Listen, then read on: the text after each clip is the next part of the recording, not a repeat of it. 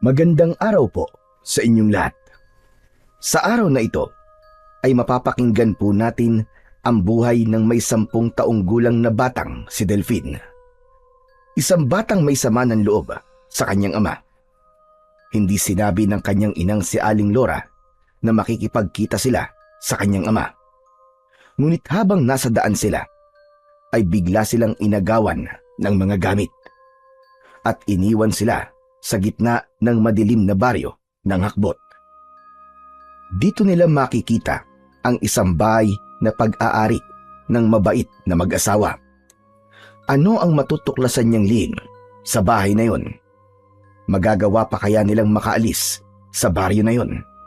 Magkikita pa kaya sila ng kanyang amang matagal niya nang kinamuhian? Sama-sama po nating pakinggan ang buhay at pakikipagsapalaran ng mag-inang nakituloy sa bahay ng mga aswang. Ngunit bago po ang lahat mga idol, huwag po nating kalimutan mag-subscribe at i-hit ang notification bell sa aking YouTube channel na The Voice Addict at Apong Isaak para sa mas marami pang makapigil hiningang kwentong aswang at katatakutan mula sa mundo ng kababalaghan. Umpisahan na po natin ang kwento. Hala, sige na anak, sumakay ka na at aalis na tayo. Dapat nga noong nakaraang linggo pa tayo nagbiyahe dahil matagal na palang naisulat ni Tatay Tupi ang dumating na sulat sa akin. Nay, sigurado po ba kayong sasakay tayo sa tricycle na yan? Isa pa, bakit ngayon nyo lang po sinabi sa akin na doon pala tayo pupunta? Aba, bakit naman hindi, Delphine? Ayaw mo bang makita ang tatay mo? Natatakot ka ba sa tricycle o driver? Kasi po, para pong kagaya rin po ito ng madalas ko pong napapakinggang katatakutan sa radyo eh. Sa kwento po kasing yun, parang ganito rin po yung eksena eh. Pambihira na yan, oo. Ano ka ba naman, Delphine? Hindi totoo mga kwentong napapakinggan mo sa radyo. Kaya sige na, sumakay ka na, malapit ng gumabi aba. Mas maihirapan tayo, matatagalan pa tayo sa paghihintay sa ibang sasakyang dumaraan dito. O ano, handa na po ba ang gamit niyo, Ale? Malapit na pong dumilim. Mahirap pa naman po ang daan dun sa pupuntahan natin. Sandali lang, sigurado ka bang alam mo ang bahay ni Tupe Manzano? Opo, kaya wag na po kayong mag-alala. Ako na po ang bahala sa inyo magdala ron. Tara na po, sumakay na po kayo. Nay, humanap na lang po tayo ng ibang masasakyan. Natatakot po kasi ako sa itsura ng manong driver eh. Ano ka ba naman anak? Huwag kang maingay. Baka marinig niya magalit pa siya sa iyo. Bakit ka ba natatakot sa kanya? Dahil ba sa bigote o balahibo niya sa pisngi? Alam mo anak, huwag kang mapanghusga ng tao dahil lamang sa kanyang panlabas na itsura. Kasi naman po hindi ko po maipaliwanag ang nararamdaman ko ngayon, Nay. Basta, parang nag-aalala po ako na parang natatakot. Ewan, hindi ko po talaga maintindihan. Mukhang hindi nga po siya sigurado sa baryong pupuntahan natin eh. Hindi niyo po ba napapansin? Ay nako bata ka, itigil mo na nga yan. Mukha namang mabait ang tao eh. At wala akong nakikitang masama sa itsura niya. Kaya tara na, sumakay ka na. Nakakahiya sa lalaki naghihintay siya sa atin. Kung ayaw mong sumakay, bahala ka. Sige ka, talagang iiwan kita rito. Gusto mo ba yon? Aba Nay, syempre ayoko pong iwan niyo ako rito. Kaya nga tara na. Huwag ka nang masyado mag-alala. Lahat na lamang ng nakikita mong ibang tao kinakatakutan mo. Pambihira kang bata ka. Akin na nga ang bag mo. At nandyan ang pamasahin natin, baka mamaya makalimutan mo pa yan. Wala nang nagawa ang may 10 taong gulang na batang si Delphine nang hawakan siya sa kamay ng kanyang ina na si Aling Laura. Pumasok sila sa loob ng bagong tricycle at naupo sa upuang gawa sa malambot na kutsyon. Malinis naman ang loob ng sasakyan, kaya hindi niya maipaliwanag kung bakit gano'n na lamang ang kaba sa kanyang dibdib. Mahigpit ang pagkakakapit niya sa braso ng kanyang ina. Nanlalamig din ang kanyang mga kamay na hindi mapakali sa upuan. Maya-maya pa ay naghari na ang katahimikan sa loob ng kanilang sinasakyang tricycle. Palakas ng palakas ang kabog sa dibdib ni Delphine habang pinagmamasdan ang itsura ng lubak-lubak na kalsadang dinadaanan nila. Tahimik ang paligid. Kakaiba ang katahimikang nagpapabigat sa kanyang dibdib. Ang mga bahay kubo ay nakahilig. Tila hindi pantay ang mga poste. May ilan pang nababalot ng gumagapang na damo at mga bintanay nakasara. Ngunit alam niyang wala nang nakatira. Isang baryong nakatiwangwang ang nakikita niyang itsura sa lugar. Sa gitna ng baryo ay may matandang punong balete. Ang ugat nito ay nakakalat sa lupa. Sa ilalim nito ay merong isang luma at sirang duyan na patuloy na umiindayog kahit walang hangin. Lahat ng kanyang nakikita ay tugma sa madalas niyang napapakinggan sa radyo. Kaya naman, mas lalo siyang nagsumiksik sa braso ng kanyang ina. Anak, ano ka ba? Umayos ka nga ng upo. Yan na nga ba ang sinasabi ko eh. Nako, ikaw Delphine ha? Iwasan mo na ang pakikinig sa radyo. Lalo na ng mga katatakutan. Tignan mo ang sarili mo. Namumutla ang labi mo at nanginginig ang katawan mo. Sabihin mo nga, bakit ka ba natatakot ha, Delphine? Kasi po, Nay, tignan niyo po ang mga bahay, oh. Nakakatakot po ang lugar na dinadaanan natin, eh. Bihira na nga po ang bahay, ganyan pa ang itsura ng mga kubo. Baka naman lumipat lang ng ibang tirahan ng mga taong nakatira dyan, anak. Mukha kasing malayo sa bayan at mahihirapan talaga silang mamuhay kapag ganyang walang mapagkukunan ng pangangailangan nila sa araw-araw. Magsasalita pa sana si Delphine, subalit sumagot naman ang lalaking nagmamaneo ng tricycle. Sa unahan lang ito ng daan nakatingin at narinig nito ang kanilang mga pinag-uusapan.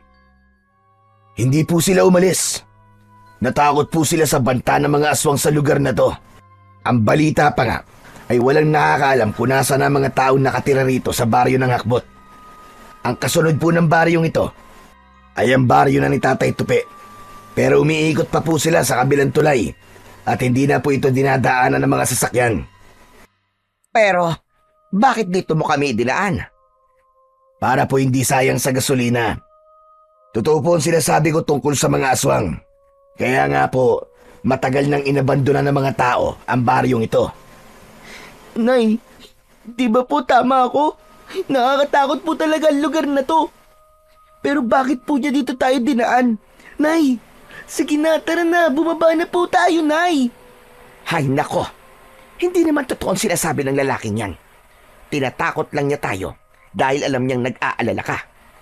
Saka kung bababa tayo, abay delikado dahil malapit ng dumilim ang paligid.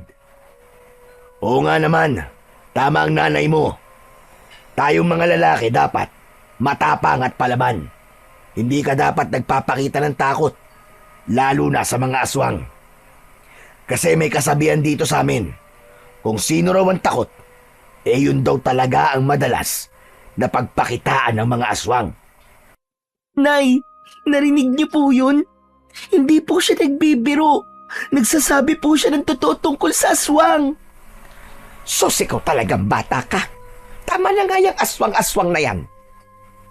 Malayo pa ba tayo sa bahay ni Tatay Tupi? Tinatakot mo naman ng bata eh. Nako, hindi ko po ba nasabi sa inyo?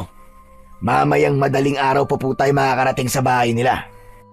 Bali, parang renta po ang ginawa niyo sa tricycle ko kanina. Kung maghihintay pa po kasi kayo ng ibang masasakyan, aabutin po kayo ng siyam-siyam dahil hindi na po sila pumapasada dito. Ako lang po nagtsatsaga sa paghatid sa mga pasahero dito. Diyos ko naman! Bakit ngayon walang sinabi? Pambihira ka. Teka, bakit ba hindi sila pumapasok sa lugar na to? Mukha kasing masyadong liblib ang baryo na to. Tapos malalim pa mga bangin.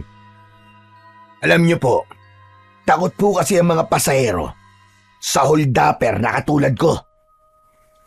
Pagkasabi ng lalaki nun, ay bigla nitong itinigil ang sasakyan sa bahagi ng kalsada na madilim na at maraming nagtataasang mga puno.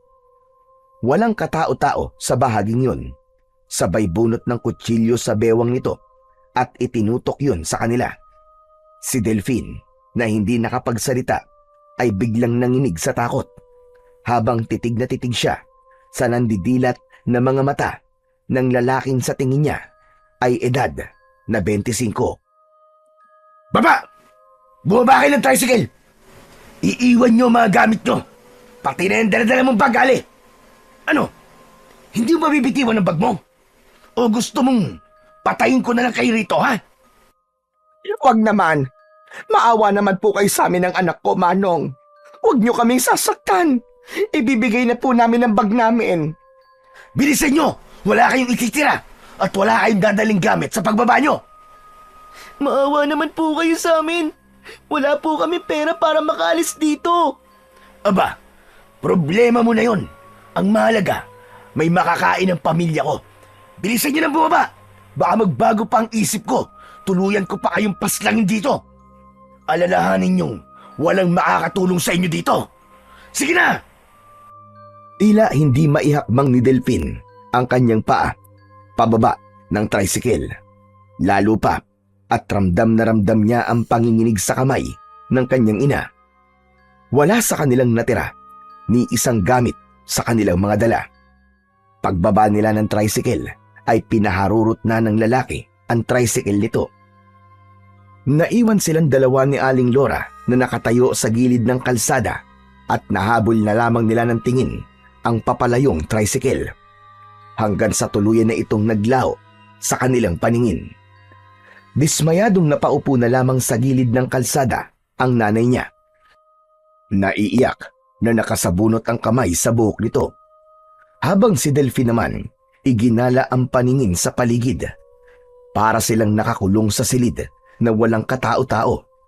Tanging ang maliwanag lang na sikat ng buwan ang nagsisilbing liwanag sa kanilang kinatatayuan. Naluluwang napaupo na rin si Delphine sa tabi ng kanyang ina na si Aling Laura. Diyos ko, anak. Patawarin mo si nanay, ha? Hindi ako nakinig sa nararamdaman mo kanina. Mabilis kasi ako nagtiwala sa lalaking yon. Paano na ngayon yan? Natitiyak kong mag-aalala sa atin si Tatay Tupe kapag hindi pa tayo nakarating sa kanila. Nay, bakit po ba kailangan pa nating umuwi sa bahay ni Lolo Tupe? Para saan pa po? Pwede ba, Delphine? Huwag na muna natin pag-usapan yan. Diyos ko, bakit ngayon pa? Bakit ngayon pang nangyari sa atin to? Kung kailan na kailangan nating makita ang tatay mo. Paano po ba si tatay? Bakit po tayo nagmamadaling umuwi sa bahay ni Lolo Tupe? Ang kulit mo naman eh. Hindi ba't sinabi ko naman sa'yo bago tayo nagbiyahe sa baryong to? May malubhang sakit si Ardo, ang iyong ama. Gusto niya tayong makita bago man lang siya mamatay. Hindi alam ng tatay mo na uuwi tayo. Pero ganito pa ang nangyari sa ating dalawa. Hindi alam ni Delphine ang tungkol sa sakit ng kanyang ama. Hindi naman siya apektado sa mangyayari sa kanyang ama dahil 1 buwan pa lang siya sa loob ng tiyan ng kanyang ina ay inabandona na sila nito. Ni singkunduling na panggastos ni Aling Laura para sa panganganak nito ay wala itong naibigay. Sinolo ng kanyang ina ang responsibilidad na dapat sana ay pinagtutulungan ng mag-asawa. Kaya siguro hindi sinabi sa kanya ni Aling Laura ang tungkol sa sakit ni Mang Ardo dahil hindi naman siya interesadong makita pa ang kanyang ama. Galit siya sa ginawa nitong pang-iiwan sa nanay niya. Maya-maya pa ay naisipan ni Aling Laura na tumayo at hawakan sa kamay si Delphine. Sandali, Nay. Saan po tayo pupunta? Hindi ko alam, anak. Pero baka may bahay rito na pwede nating mahihinga ng tulong. Nay, Nakakatakot po talaga tong lugar na to. Ayos lang po sana kung araw tayo napunta rito eh. Pero kapag gabi na po, baka marami na pong mga aswang ang nakaabang sa atin dito, Nay. Baka kainin po tayo. Ay nako, Delphin, ano ka ba? Naiirita na ako sa kakasabi mo ng aswang. Tingnan mo tuloy ang nangyari sa atin. Bawasan mo nga muna, Delphin, ang pagiging matatakutin mo. Hindi na nakakatuwa. Hindi ako makapag-isip ng maayos. Hindi na sumagot si Delphin sa sinabing yun ng kanyang ina. Sa isip niya ay wala sila ngayon sa lugar na yon kung hindi nila pupuntahan ang kanyang ama. Nagsimula na silang bagtasin ang daan papunta sa dulo ng kalsada. Tila nabibingi si Delphin sa lakas ng kabog ng kanyang dibdib. Tahimik ang paligid ng mga sandaling yon. Tanging mga huni ng mga kuliglig lang ang naririnig nilang pumupuno sa katahimikan ng gabi. Ang bawat hakbang nila ay tila nakakadagdag sa kilabot na kanilang nararamdaman. Minsan ay napapalingon ang mag-ina sa hulihan ng kanilang daan na tila ba may nararamdaman silang mga nilalang na nakasunod sa kanila. Diyos ko, ano ba yan? Wala man lang akong makitang bahay rito. Ano kayang klaseng lugar ito? Bakit ganito? Nay, napakawalang puso naman po nung tricycle driver na yun. Sana po'y maparusahan siya ng Diyos sa ginawa po niya sa atin. At malakas po ang kutob kong marami na po siyang nabibiktima na katulad natin, Nay. Sana nga, anak.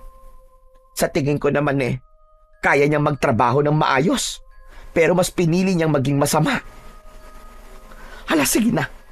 Bilisan na natin, Delphin, para makahingi tayo ng tulong sa mga nakatira rito. Halos kalad ka rin ni Aling Lora si Delphin sa kanilang paglalakad. Kulang na lang ay maiwan ang kanyang tsinelas sa bilis ng lakad nila. Maya-maya pa ay paliit ng paliit ang lapad ng kalsada. Parang wala na ang daan at nagmistulang putol ang mabatong kalsada.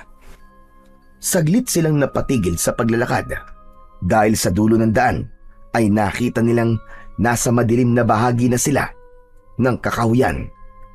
Tanging mga alitap-tap lang ang nasa mga puno at nagsisilbing liwanag ng lugar. Nay, hindi na po ito kalsada. Parang bundok pong pinagdalan sa atin. At nandito na po tayo sa kagubatan. Diyos ko, ano ba itong nangyayaring to? Panginoon, huwag niyo kaming pababayaan ng anak ko. Muling ipinagpatuloy ng mag-ina ang paglalakad ng walang tiyak na patutunguhan. Habang ang mga kabog sa dibdib ay hindi mawala-wala dahil sa labis na takot. Sa ilalim ng makulimlim na langit, tahimik na naglakad ang mag-ina papasok sa masukal na gubat. Tila nilalamon ng dilim ang bawat hakbang nila. Ang makakapal na sanga ng mga punong kahoy ay parang may sariling buhay na unti-unting nagsasara sa kanilang daraanan. Ang mga dahong tuyo sa ilalim ng mga paa nila ay lumilika ng nakakakilabot na kaluskos na animoy sumusunod sa kanila. Mas humigpit ang kapit ni Delphin sa kamay ng kanyang ina habang panay ang linga nila sa kanilang paligid. Habang lumalalim ang gabi, ang hangin ay dumadaloy na parang bulong ng hindi maipaliwanag na nilalang. Alam nilang wala na sila sa tabing kalsada, kundi nasa gitna na sila ng kagubatan. Sa bawat sulok ng gubat ay may matang tila nagmamasid. Sa gitna ng katahimikan ng paligid ay isang huni ang biglang umalingaw-ngaw na nagpahinto sa paglalakad ng mag-ina. Hindi yun tunog ng kilalang hayop, kundi isang ungol na tila uhaw sa laman. Humigpit ang hawak ni Aling Lora sa kamay ni Delphin. Pareho nilang alam na hindi na sila nag-iisa sa lugar na yon. Anak, kahit na anong mangyari, huwag kang bibitiw sa kamay ko. Naiintindihan mo ba, Delphin? Gawin mo ang lahat, anak, para makatakas tayo sa nilalang na nagtatago sa likod ng puno. Nay, paano po niyo nalamang may nilalang sa likod ng puno? Dahil sa anino niya, anak. Gawin mo ang lahat. Bilisan mo ang takbo! Hindi inalis ng mag-ina ang kanilang paningin sa punong pinagkukublian ng nilalang na nagtatago sa likod nun, habang ang kanilang mga hakbang ng paa ay paatras palayo sa puno. Ngunit biglang lumabas ang nilalang na yon mula sa nakakatakot na itsura. Ang katawan nito ay balot ng makapal at madungis na balahibo. Nakasayad sa lupa ang buntot nito at ang mga matang mapupula na kumikislap sa ilalim ng liwanag na buwan ay parang nagbabagang apoy na matalim kung makatingin. Tila lampasan ang tingin nito at nakikita nito ang tumitibok nilang puso. Ang mukha nito ay sa baboy ramo na ang pangil ay nakalitaw at tumutulo ang malapot na laway na may kasama pandugo, habang ang kalahating katawan nito ay katulad naman ng sa tao. Ngunit puno ng balahibo ang balat nito. Humuni ito na parang malakas na ungol. Masakit sa tenga na may kilabot na hatid sa kanilang pandinig. Dahan-dahan itong humakbang pasulong. Hindi naglalakad kundi gumagapang, habang ang mga kuko nito lumalagaslas sa lupang basa. Ang hininga nito'y mabigat, parang amoy na nabubulok na laman. At bawat takbang nito ay nagdadala ng malamig na hangin na tila tumatagos sa buto. Lumabas ang pakpak nito sa bumukan likod ng aswang.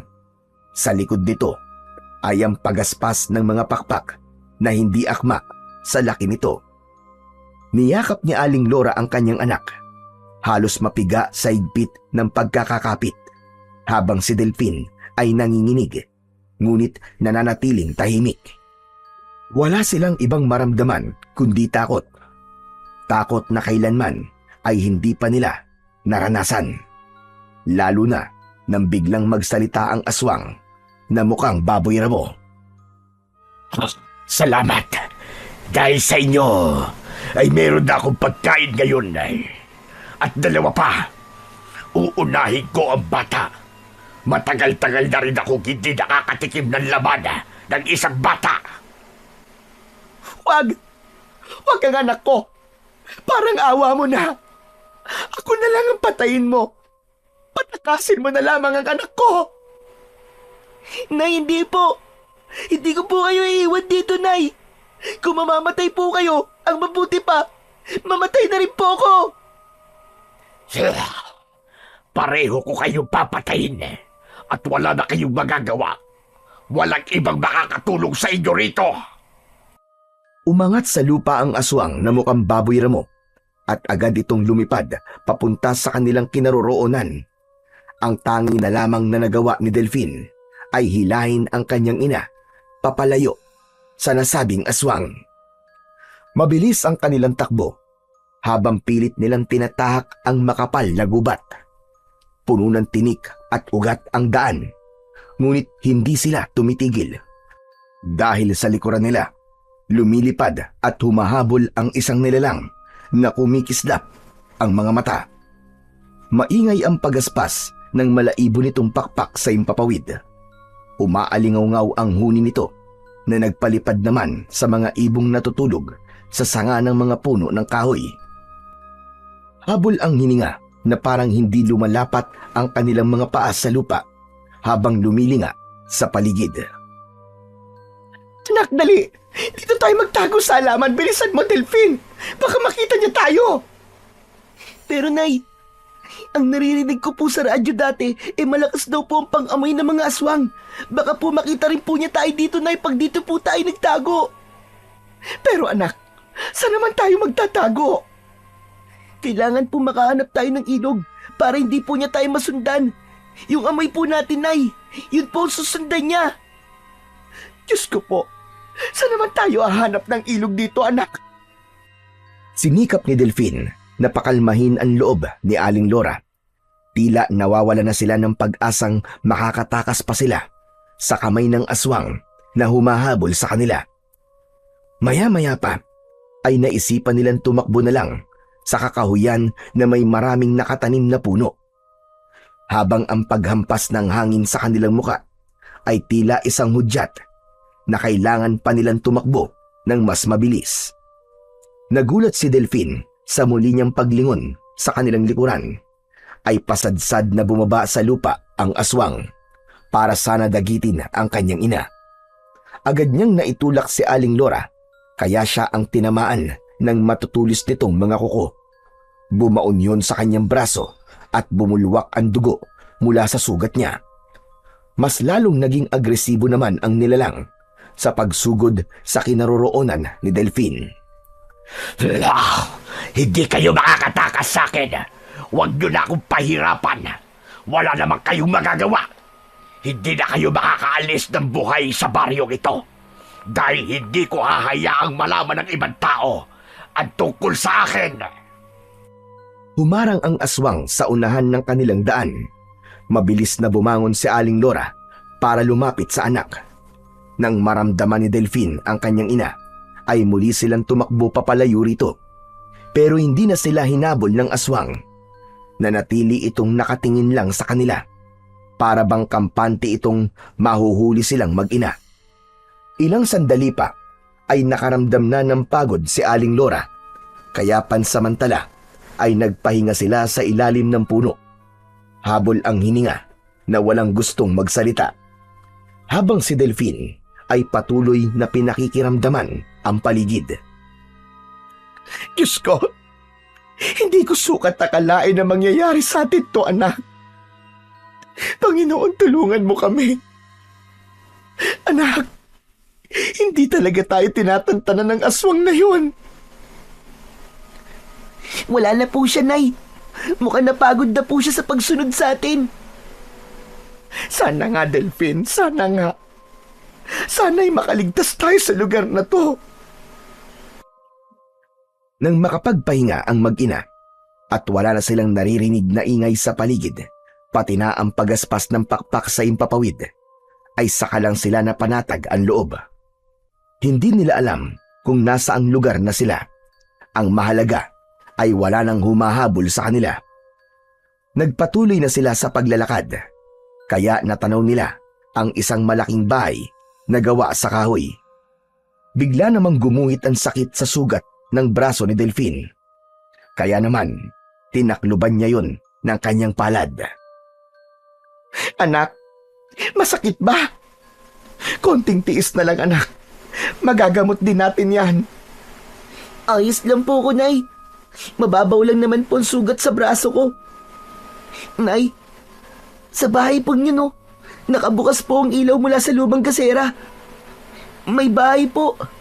May mahihingan na po tayo ng tulong, Nay. Sandali lang, anak. Parang natatakot na ako magtiwala ulit. Hindi ko kayang humingi sa kanila ng tulong. Pagmasdan mo naman ng bahay nila, parang ang hirap namang paniwalaan na may bahay sa gitna ng gubat na to. Sumunod si Delphine sa sinabi ng kanyang ina. Pinagmasdan na muna niya ang itsura ng malaking bahay. Ang kahoy nitong dingding ay makintab at makinis.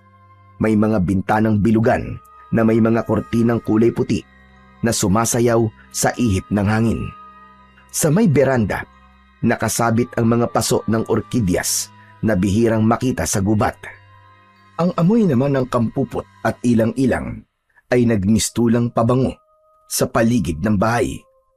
Sa isip ni Delphine ay sapat na yun para malaman na hindi aswang ang nakatira roon.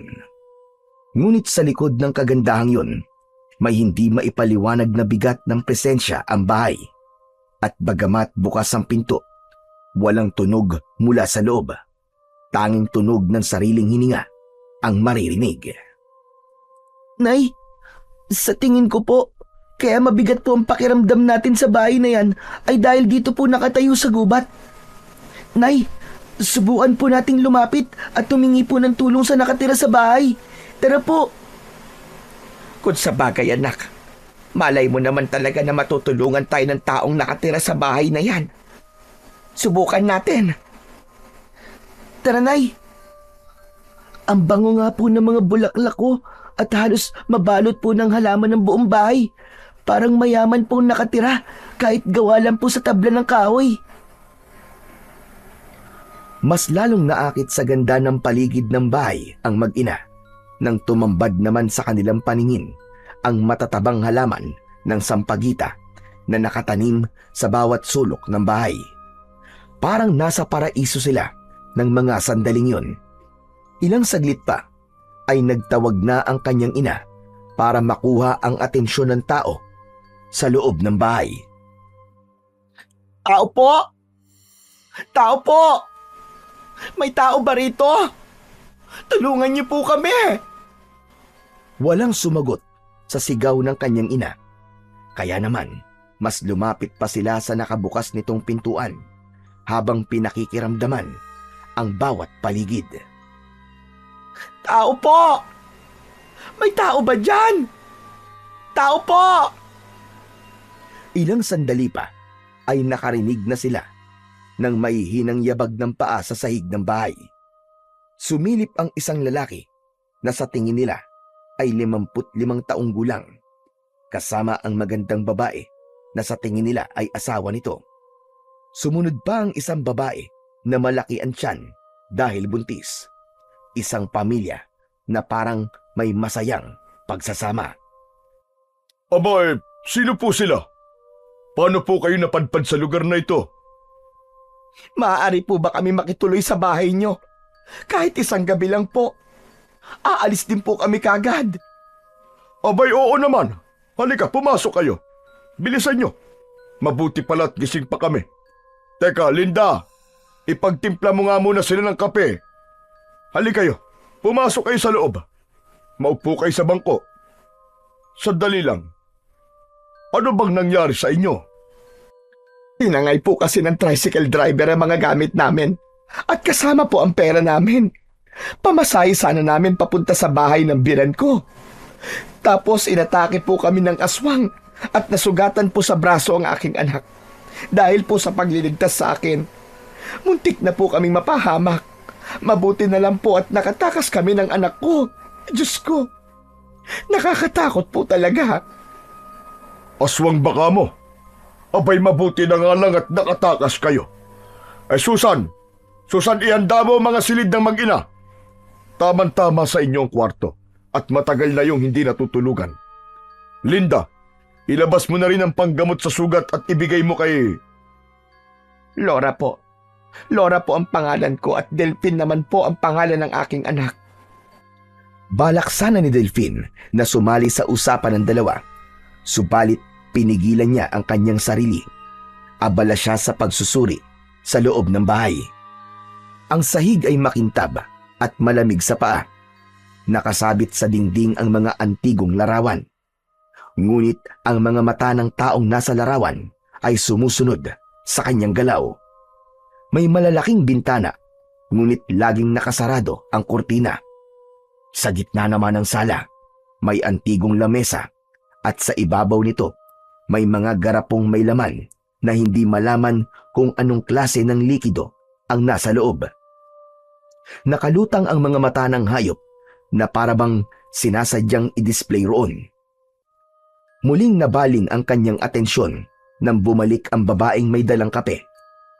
Pati na ng gamot sa kanyang sugat. Nakangiti itong nakatingin sa muka ni Aling Laura na lumipat naman sa kanyang muka. Iniabot nito sa nanay niya ang gamot, saka inilapag ang 2 tasa ng kape sa ibabaw ng lamesa. Malapit sa mga garapon na may nakakadiring mga itsura. Itinabi niya ang pag-aalala sa mag-asawa dahil kung aswang ang mga taong kaharap, bakit may kasama ang mga ito na buntis? Sige na, inimin na muna ninyo ang kape at mukhang matagal kayong tumakbo. Halata ang pagod sa inyong mga mata eh. Pampagising ang kape, kaya maibabalik dito ang inyong lakas. Ikaw na rin, Laura, ang bahalang gumamot sa sugat ni Delphine. Marami pong salamat, Manong... Doming, Mandoming ang tawag nila sa akin dito. Si Linda ang asawa ko at manugang ko naman ang babaeng buntis kanina. Asawa siya ng panganay kong lalaki na naghahanap naman ng pagkain para kay Susan. Ganyan po talaga ang mga buntis. Walang pinipiling oras kung kailan nila gustong kumain. Maya-maya pa ay bumalik na si Susan at sinabi nitong nakahanda na ang kanilang higaan. Nagpaalam na rin itong matutulog at inaantok na ang babae. Ang asawa naman ni Mang Doming na si Aling Linda ay pumasok na rin sa kusina at magpapakain pa raw ito ng mga alagang baboy sa likod ng kanilang bahay. Kapag tapos na kayong uminom ng kape, maaari na kayo magpahinga ha. O sige na, kailangan ko na rin matulog. Isasara ko lamang ang mga bintana at pintuan at baka bigla na lamang sumalakay ang mga aswang na batakal. Tuluyan nang hindi nakatiis si Delphine nang marinig ang sinabi ni Mang Doming tungkol sa pangalan ng aswang na batakal. Mandoming? Batakal po pala ang tawag ninyo dito sa aswang na umatake po sa amin kanina? Tama ka, Delphine. Sila ang mga nilalang na may kakayahang magpalit-palit ng anyo. Kalahating baboy at kalahating katawan ng tao ang anyo nila. May kakayahan din silang lumipad, ngunit walang kakayahang lumipad ng mataas.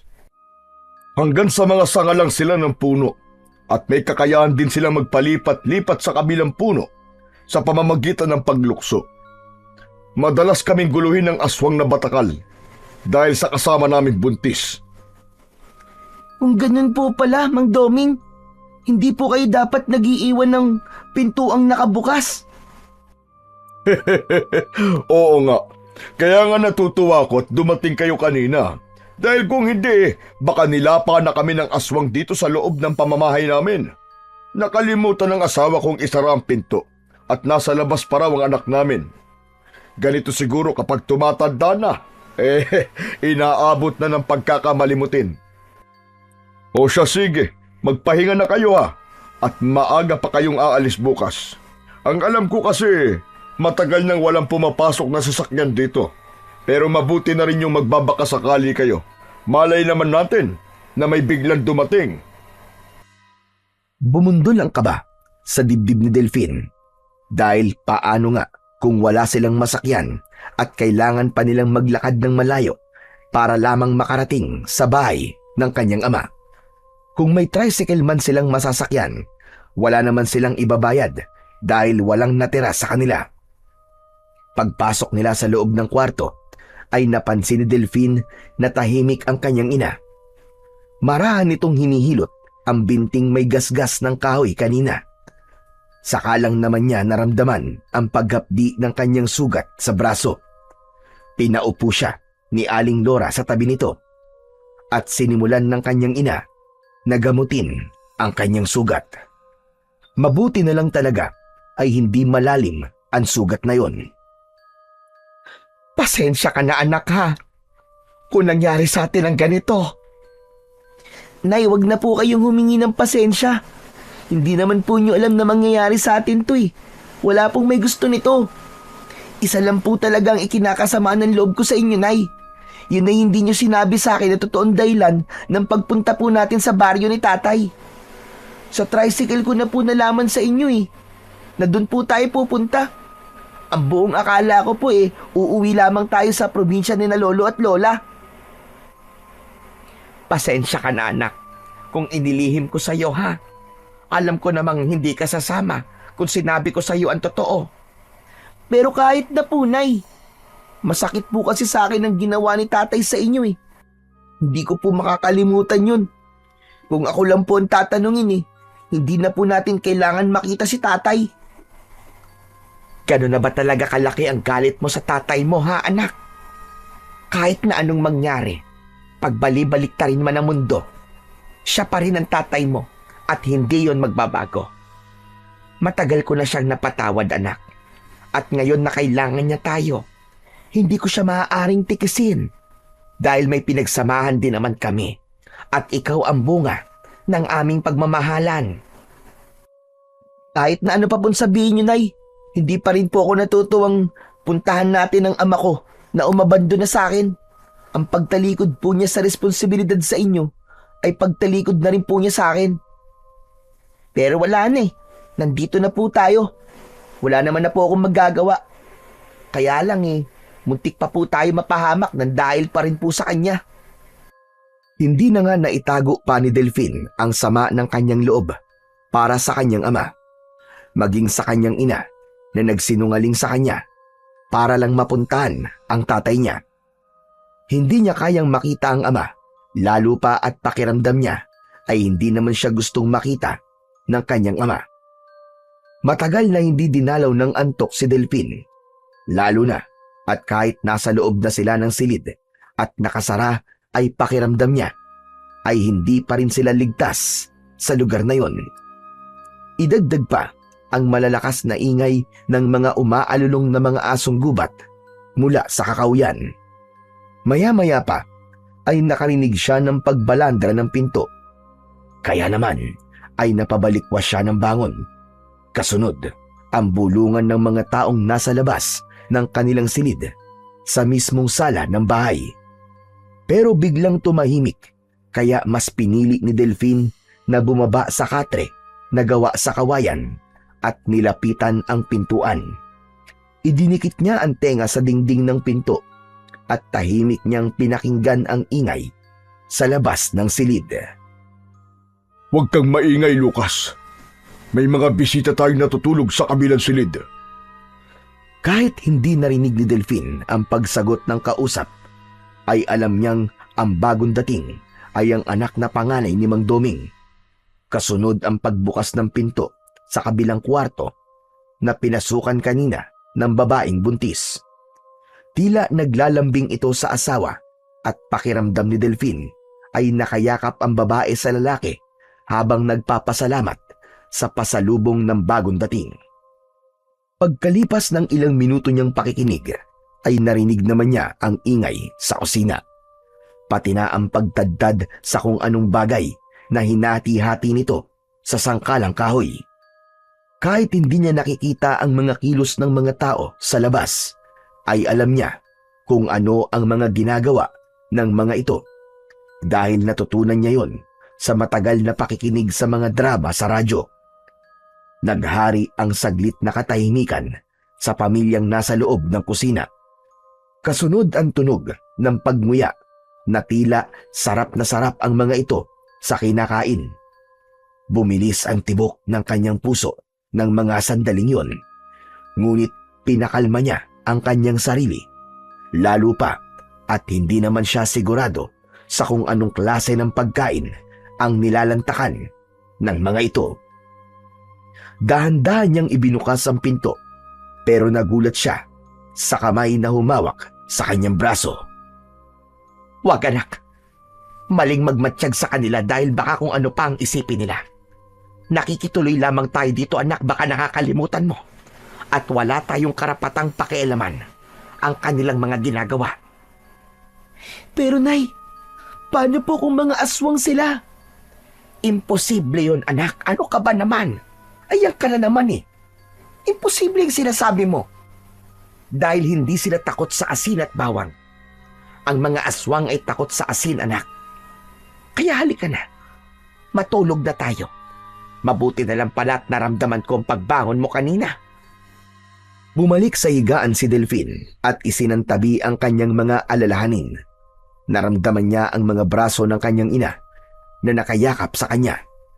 Nagsimula na itong bumalik sa tulog na parabang tiwalang-tiwala ito sa bahay na kanilang tinutuluyan. Kinabukasan ay bigla siyang nagising. Hindi alam ni Delphine kung anong oras silang nakatulog, pero narinig niya na may nagsisibak ng kahoy sa labas ng bahay. Bumangon si Delphine at kinabahan siya nang mapansin na wala na sa tabi ang kanyang ina na si Aling Lora. Mabilis siyang bumalikwas ng tayo pero nawala rin ang takot niya nang pumasok si Aling Lora na may dalang isang basong kape at nilagang hinog na saging na saba. Sige na anak, kumain ka na at aalis na tayo. Binigyan ako ng pera ni Mang Doming. Gamitin daw nating pamasahe. Mabuti na lang. Saka na lang daw natin bayaran kapag nakarating na raw tayo sa bahay ng iyong ama. Ang bilin pa nga niya sa akin sa araw daw tayo pupunta rito. Naku, Nay, baka hindi na po tayo bumalik dito. Nakakatakot po talaga ang aswang na umabol sa atin kagabi. Hindi nga po natin alam kung may pumapasok pang sasakyan sa lugar na to. Huwag mo nang problemahin yan. Ang mahalaga, may laman ang tiyan natin bago tayo umalis. Kung sakaling wala talagang masasakyan, maglalakad na lamang tayo para makarating sa paradahan ng mga tricycle. Huwag nang masyadong negative ang isip mo, anak. Naglit silang natahimik nang pumasok sa loob ng silid si Mang Doming at ang asawa nito. Iniabot ni Aling Linda ang hawak nitong mga tinapay at sinabing baunin daw nila sa biyahe. Mag-iingat kayo. Marami talaga masasamang elementong nakatira rito. Nasanay na lamang kami sa pamumuhay rito dahil wala naman kaming ibang malilipatang lugar para gawing tirahan. Mang Doming, maraming salamat po talaga sa tulong nyo. At sa inyo rin po, Aling Linda. Naku, walang anuman yun. Marami na rin na nakituloy sa bahay namin at kahit papano ay ligtas naman silang nakauwi. Sa katunayan si Susan ay anak siya ng mag-asawa na minsan na rin naming natulungan. Meron din kaming tinulungang lalaki na hindi naman namin kilala. Tapos may akalain mong pagbalik dito, akala namin ay magpapasalamat, yung pala ay pagbabantaan pa mga buhay namin. Grabing lalaking yun, sobrang nakakalungkot ang ginawa niya. Tapos yun, syempre kumilos kami, pero nakatakas siya. Pero naiwan naman ang mahalagang gamit niya. Pambihira, sobra naman po yun. Huwag na lang po kayo basta-basta magtitiwala sa mga taong tinutulungan nyo, Mang Doming. Pero may maganda naman pong nangyari sa inyo at nakatagpo ng pag-ibig ang anak nyo. Sige na, at lalabas na muna kami para makakain kayo ng maayos. Mabuti na lang at lumabas na ang mag-asawa sa kanilang kwarto. Kaya nasabi ni Delphine sa ina na kanina pa siyang nakakaramdam ng pananakit ng tiyan at balak niyang magbawas. Kaya naman nagmamadali ang mag-ina na lumabas ng silid at hinanap si Mang Doming para magsabi kung nasaan ang palikuran ng mga ito. Nakita nilang nakaupo ang mag-asawa sa balkonahe. Naku, ganun ba? Malayo pa naman ang palikuran namin dito sa bahay. Doon pa, yun, sa dulo ng daan, sa may malapit sa ilog. Madali lang naman masumpungan yun dahil malapit lang ang ilog dito. Ang ibig niyo pong sabihin, sa ilog po kayo dumudumi? Naku hindi. May palikuran talaga kami roon. Isang maliit na kubo na gawa sa kawayan. Ayaw kasi ni Linda ang amoy ng palikuran.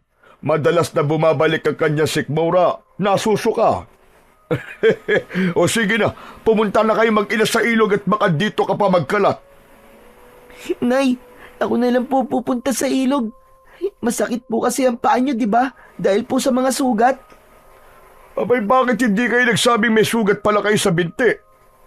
Halika nga't ipapagamot natin kay Linda. O sige na, Delphine, ikaw na lang ang maghanap sa ilog Wag na wag kang lalayo. Maraming nagkalat na sa gubat. Opo, ako na pong bahala, Mang Doming. Salamat po. Nahabol na lamang ng tingin ni Delphine ang papalayong si Mang Doming at Aling Lora hanggang sa makapasok ang mga ito sa loob ng bahay ng matanda. Muli niyang inilinga ang kanyang paningin sa daan na itinuro sa kanya ni Mang Doming. Habang napapatingala siya sa matataas na puno, pati na sa malalagong dahon ng mga kawayan. Idagdag pa ang mga halamang sampagita na maraming bulaklak sa sanga.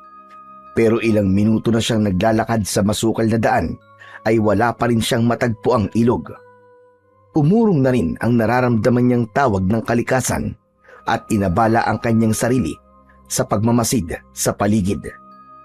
Hanggang sa makita niya ang isang malawak na palayan. Marami ang mga taong nag-aani ng palay. Ang buong akala niya ay walang mga taong nakatira sa lugar na yon. Ngunit isa lang ang napansin niya. Hindi mga nagsasalita ang mga tao. Tumigil lang ang mga ito sa paggapas ng palay at matalim ang tingin na napatitig sa kanyang muka na parabang lampasan ang mga tingin nito. Dala ng takot ay napaatras siya ng hakbang at napatakbong papalayo sa lugar na yon. Hindi umalis ang mga tao sa bukid. Pinabayaan lang siya na tumakbong papalayo. Hindi nagtagal ay narinig niya ang lagaslas ng tubig sa ilog. Ngunit wala naman siyang nakitang kubo. Pambihira! Ano bang klaseng lugar to? Kailangan na naming umalis ni nanay. Iba na talaga ang kutob ko sa lugar na to. Hindi na sinubukang hanapin ni Delphine ang kubong sinasabi ni Mang Doming. Sa halip ay nagmamadali na siyang bumalik sa bahay ng matanda. Kaya sa pagmamadali niya ay bigla siyang natisod sa sementadong sirang pader na parang pinagbahayan. Natatakloban yon ng mga dayami ng palay na tila may itinatago sa ilalim. Dala ng kanyang kuryosidad ay tinanggal niya ang mga dayaming nakataklob sa lugar na yon. Nalantad sa kanyang paningin ang malaking krus na gawa sa semento. Mas binilisan niya ang pagtanggal sa bahaging yon at napag-alaman niyang parang isang dating simbahan yon. Sirang simbahan na kusang inabandona sa lugar na yon. Pero ang mas umagaw sa kanyang paningin ay ang maliit na palakol sa gilid nun. May nakaukit na lengguwahe ron na hindi niya maintindihan. Kinuha niya ang palakol na halos kasinliit lamang ng braso niya. Magaan at pwedeng isuksok sa kanyang bewang dahil sa magandang itsura ng palakol.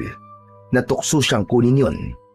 Saktong pagtago niya ng palakol ay narinig naman niya ang boses ni Mang Doming kasama ang mga lalaking nakita niya sa bukid.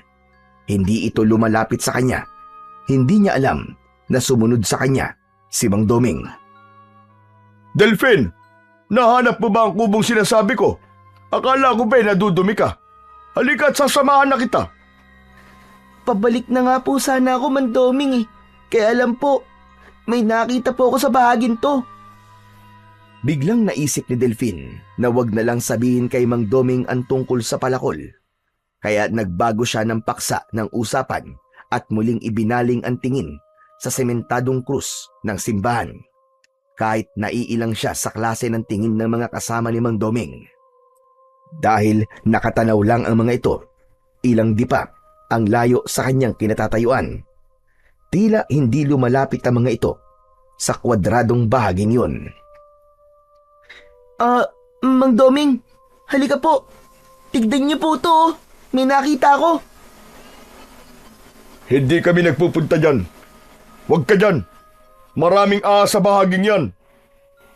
Pagkasabi ni Mang Doming tungkol sa ahas, ay biglang napatalon sa takot si Delphine at kagad na tumakbo pabalik sa bahay. Iniwan niya ang mga kalalakihang kasama ni Mang Doming. Naramdaman din niya ang paghabol ng tingin ng mga ito sa kanya.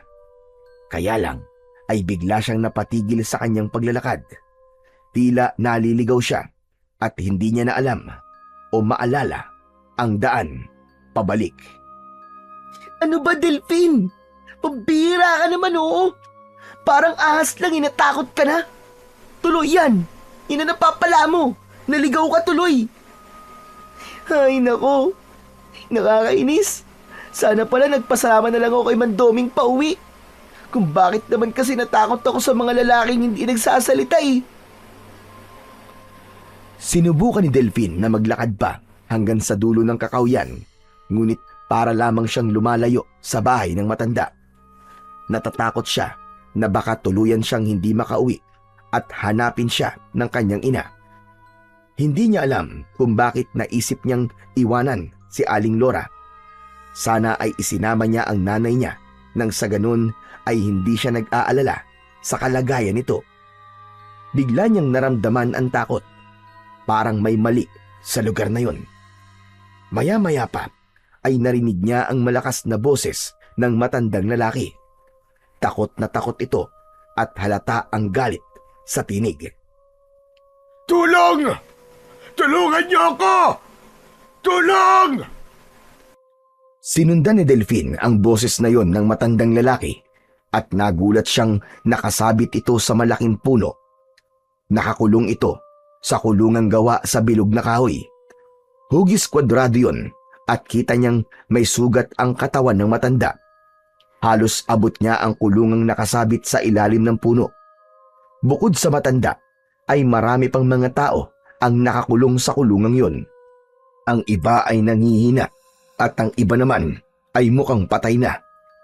Nagulat siya nang bigla siyang hawakan sa braso ng matandang nakakulong sa kulungang kahoy. Kaya naman, malakas siyang napasigaw.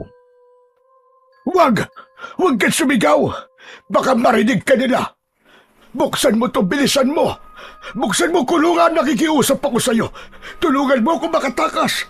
Kakainin nila ako! Bakit po? Sino pong kakain po sa inyo? Tsaka, bakit po kayo nakakulong dyan? Bata, maawa ka naman sa akin.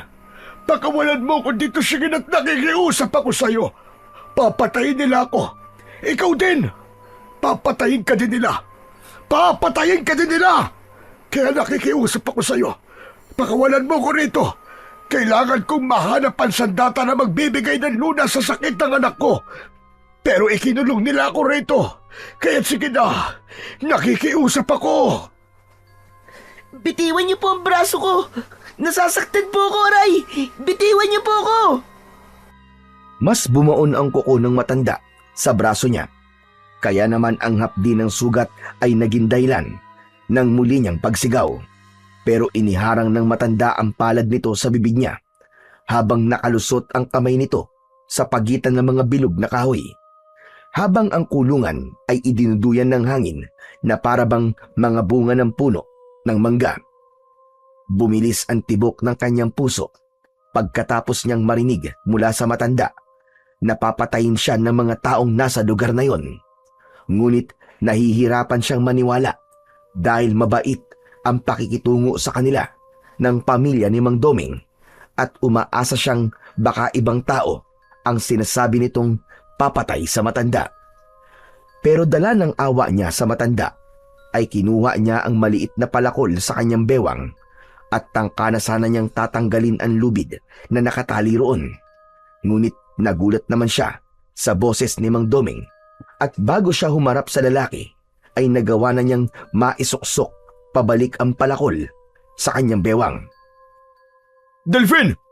Delfin, anong ginagawa mo rito? Lumayo ka dyan! Delikado ang taong yan! Mandoming, bakit po siya nakakulong? Sabi po niya papatayin siya. Pati na raw po ako. Nako, huwag kang maniniwala sa mga sinasabi niyan. Siraulo ng taong yan Pinatay niya ang asawa niya at mga anak. Nakakulong siya dyan dahil walang mga pulis na kukuha sa kanya. Malayo ang bayan dito at kailangan pa namin maghintay ng ilang araw para ipakuha siya sa mga pulis. Halika na, Delphin. Lumayo ka sa kanya. Huwag kang maniwala sa kanila, Delphin. Papatayin nila tayo. Papatayin nila tayo! Halika, Delphin. Bakit ka ba lumapit dyan? Ang lahat ng mga nakakulong dito ay mga taong nakagawa ng kasalanan. Hindi ka dapat nakikipag-usap sa kanya dahil nasisiraan na siya ng ulo. Baka saktan ka niya. Dali na, umalis ka na dyan. Delphin, iyo, huwag mo akong iwan dito. Huwag kang maniwala sa kanya. Papatayin ka niyan! Halos kalad ka rin siya ni Mang Doming papalayo sa mga kulungang nakasabit sa mga sanga ng puno. Habang patuloy sa pagsisigaw ang mga nakakulong sa loob at nakikiusap na pakawalan sila. Nangibabaw ang boses ng matanda habang unti-unti siyang lumalayo sa kulungan nito. Huwag! Huwag mo akong iiwan dito, bata! Huwag kang maniniwala sa kanya! Tulungan mo ako! Papatayin ka na mga yan! Bilisan mo na, Delphin. Lumayo na tayo rito. Teka po, Mandoming. Kawawa naman po yung matanda. Nahihirapan po siya sa kulungan na yun. Kailangan namin gawin to dahil mapanghanib siyang tao. Halos magkasunuran lamang kayong dumating nun.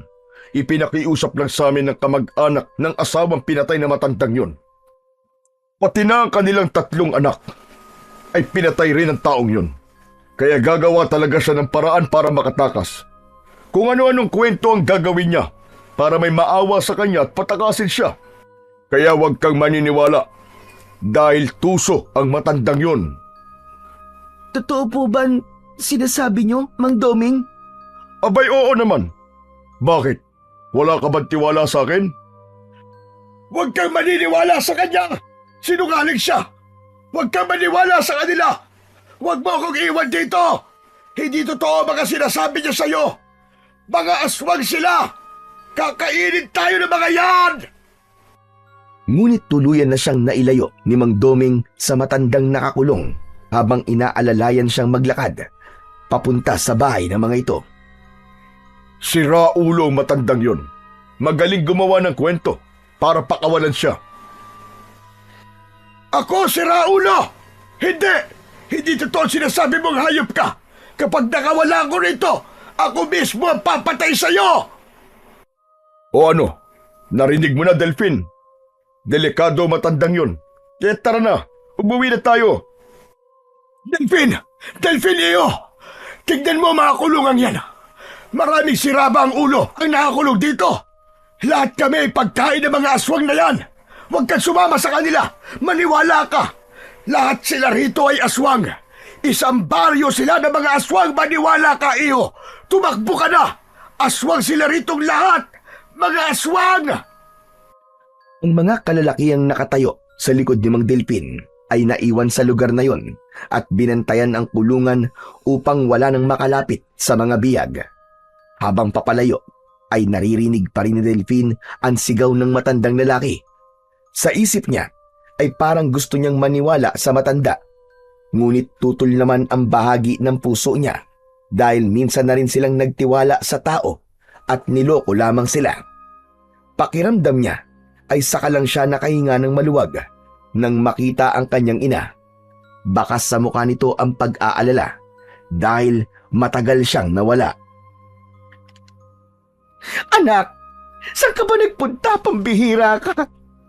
Nag-alala ako sa'yo. Hindi tuloy natin naabutan ng tricycle na umalis kanina dahil wala ka. Pasensya na po, Nay.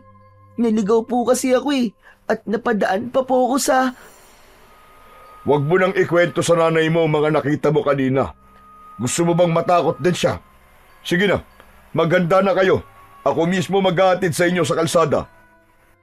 Hindi naman pala masamang tao si Mang Doming at ang asawa nito dahil desidido itong tulungan sila. Mukhang tama nga ang sinabi nito sa kanya dahil mabuting tao si Mang Doming. Maya-maya pa ay lumabas naman si Aling Linda. May dala na itong 2 basong may lamang kape. Sige na, ang mabuti pa uminom na muna kayo ng kape nang hindi kayo antukin sa daan. Maiwan ko muna kayo dito at magpapadala ko sa inyo ng tinuyong tapa ng karning baboy ramo. Naku matutuwa ang lolo mo, Delphine, dahil pwede ito sa mga walang ngipin kapag isinama sa ginataang gulay. Marami pong salamat, Mang Doming. Napakabuti niyo po talaga sa amin. Sus, nambola pa ang batang ito. Ginagawa ko lang ito para mawala ang takot mo kanina. Kalimutan mo na lamang yon, bata, at huwag mo nang ikwento pa sa iyong ina. Opo, para hindi na po mag-alala si nanay. Teka lang, ano ba kasi yun? Naririnig ko naman kayo Imbis na sumagot, ay napatawa na lamang ng malakas si Mang Doming at iniwan na lamang sila sa labas. Nasa balkonay sila habang katabi ang walang imik na si Aling Linda. Nakangiti lang itong nakatingin kay Delphine dahil sa mahilig talagang magkape ang kanyang ina at siya ay magkasabay silang uminom ng kape. Halos maubos nila ang laman nun dahil sa mabangong aroma na nalalanghap nila sa baso. Wala silang kaalam-alam na yun na pala ang malaking pagkakamali nila, ang magtiwala sa mga taong hindi naman nila masyadong nakikilala. Nay, parang nahihilo po ako at inaantok. Ako nga rin Delphine, Aling Linda, ano po bang inilagay niyo sa inumin namin? Hindi na nakapagsalita pa si Delphine dahil bumibigat na ang talukap ng kanyang mga mata. Halos pagsakluban siya ng langit at lupa nang maramdaman niya ang pagbagsak ng kanyang ina sa sahig. Nawalan na ito ng malay habang siya naman ay unti-unting dumudulas sa upuang gawa sa tabla ng kahoy, hanggang sa naramdaman niya ang pagsayad ng kanyang katawan sa sahig, sa tabi ng kanyang ina, hanggang sa tuluyan ng nagdilim ang kanyang paningin. Nagising si Delphine sa malakas na pagbuhay ng makina ng isang motor ng sasakyan. Tunog yun ng tricycle. Kaya naman, agad siyang nagmulat ng mga mata. Tahimik ang silid, ngunit bahagyang madilim dahil sa malamlam na liwanag ng ilaw mula sa lumang gasera. Mabaho ang silid, amoy nabubulok na karne. Pakiramdam niya'y malamig ang sahig na kahoy sa kanyang pisngi. At sa pagtangkang igalaw ang mga kamay, doon niya naramdaman ang magaspang na lubid na nakagapos sa dalawa niyang mga kamay sa likod. Nanginginig ang kanyang katawan, di dahil sa lamig, kundi sa di maipaliwanag na takot. Sinusubukan niyang ipako ang tingin sa paligid. Isang maliit na lamesa ang nakatayo sa gitna. Sa gilid naman ay may kortinang bahagyang gumagalaw pa dahil sa ihip ng hangin. At ang pinto, bahagyang nakasiwang. Bumundol ang kaba sa kanyang dibdib nang makitang wala ring malay ang kanyang ina na si Aling Lora. Gumapang siya papalapit dito at naramdaman niya ang pagtama ng talim sa kanyang bewang. Yun ang palakol na nakuha niya sa sirang simbahan. Nay! Nay! Nay, gumising ka! Nay! Hindi gumagalaw ang kanyang ina. Payapa itong natutulog habang nakasandal sa dingding. Sinubukan niyang hawakan ang maliit na palakol sa kanyang bewang at naramdaman niyang tila umiinit ang bagay na yon. Lalo na nang nahawakan niya ang puluhan nitong nababalot ng gomang kulay pula. Bigla rin niyang naalala ang sinasabi sa kanya ng matandang nakakulong kanina. Diyos ko! Totoo ang sinasabi ng matanda. Masamang tao ang pamilya ni naman Doming. Mga aswang nga sila. Kailangan kong kumilos. Ililigtas ko si nanay at ang mga biyag. Hindi maipaliwanag ni Delphine kung paanong nawala ang takot niyang putulin ang gapos sa kanyang mga kamay. Nagawa niyang maalis yun nang walang kahirap-hirap. Saktong natanggal niya ang tali, ang pagbukas naman ng pinto. Pumasok ang liwanag mula sa labas dahil sa liwanag ng bilog na buwan. Halos manlaki ang kanyang mga mata nang makilala niya ang lalaking pumasok sa kanilang silid. Nagkunwari siyang nakagapos pa rin ang kanyang mga kamay sa likod, habang ang palakol ay mahigpit niyang hinahawakan na nakatago naman sa ilalim ng kanyang damit. Hayop ka! Ikaw pala ang anak ni Mandoming! Niloko niyo kami! Mga demonyo kayo! Pumasok na rin si Mang Doming at Aling Linda, habang si Susan ay nakatingin lang sa kanila. Nakita nila ang mag-asawa na nakangiti na naman na nakatingin sa kanya, habang ang lalaking driver ng tricycle at kumuha ng mga gamit nila ay nakangising yumuko sa kanya. Hinawakan ito ng maigpit ang baba niya, saka tinitigan siya sa kanyang mga mata. Pero nabawi kagad nito ang kamay na tila napaso ito sa kanyang palad. Pero hindi nito pinansin ang naramdamang init sa katawan ni Delphine, dahil mas nangibabaw rito ang tuwa nang makitang nakagapos sila. "O ano? Kumusta, bata?" "Masaya ba ang palabas? Ang galing kong manghuli ng pagkain, no?" Hayop ka! Kung ano man ang mga binabalak nyo, hindi kayo magtatagumpay! Dahil sa oras na makawala ako rito, yun na ang magiging katapusan nyo! Mga demonyo kayo! Wala ka ng pag-asang makatakas pa rito. Dahil mamaya lang, pagpipiestahan na namin ang mga laman loob nyo. Pati na ang mga puso nyo ay bibigay ko sa asawa ko para lumakas ang anak namin sa loob ng tiyan niya. Huwag ka magsalita ng tapos! Dahil ito ang tandaan mo. Sa oras na magkaarap tayo, ako mismo ang pupugod sa mga ulo niyong lahat! Aba, mukhang matapang ka na ngayon na. Samantalang nung sakay ka ng tricycle ko, ay kulang na lang ay maihi ka sa salawal mo dahil sa takot. Sa palagay mo ba, ay makakaalis pa kayong mag-ina sa bahay na to? Nagkakamali ka. Dahil dito na kayo malilibing, kasama ng mga taong nakatira sa baryong na daanan natin. Saka ito tumayo habang humahalakhak ng tawa. Si Mang Doming naman ay tila isang halimaw na nakangisi sa kanya. Para bang sinasabi nitong nahulog sila sa bitag nito. Nakuyom niya ang kanyang kamao sa ilalim ng kanyang damit. Habol niya ng tingin ang papalabas na mag-anak sa kwartong yun. Saka siya nagkaroon ng pagkakataon na lumapit sa kanyang ina na wala pa ring malay habang nakasandal sa dingding. Pero nagulat siya sa biglang pag-angat niya sa sahig na para bang may malakas na puwersang humila sa kanya patayo. Nakita niya ang palakol na binalot ng kulay asul na liwanag. Hala! Ano to?